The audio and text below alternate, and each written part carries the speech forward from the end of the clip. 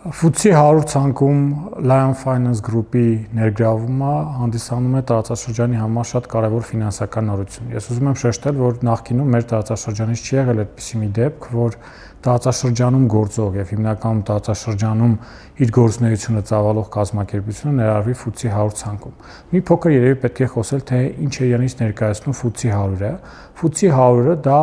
շուկայական կապիտալիզացիայով Լոնդոնի արժեթղթերի բորսայում ամենամեծ շուկայական կապիտալիզացիա ունեցող 100 կազմակերպությունների ցանկ է, ինդեքս է, որը Financial Times-ի կողմից է հրապարակվում եւ պարբերաբար, այսպես ասած, հետևում են ֆինանսական ոլորտի մասնագետները այդ ինդեքսի շարժընթացին։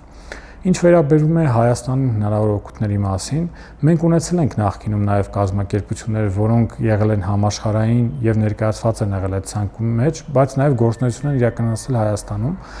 ինչպես օրինակ Coca-Cola-ն, ինչպես HSBC-ն։ Հիմա մի տեսակ իրավիճակը այլ է։ Համաշխարհային ֆինանսական շուկաներում այնպես չէ, որ Հայաստանի տեղը բոլորը գիտեն։ Սա այն եզակի հնարավորություններից մեկն է, որ համաշխարհային ֆինանսական շուկաներում իմանան նաև Հայաստանի գոյության մասին, իդեմս Ամերիաբանկի եւ Lion Finance Group-ի։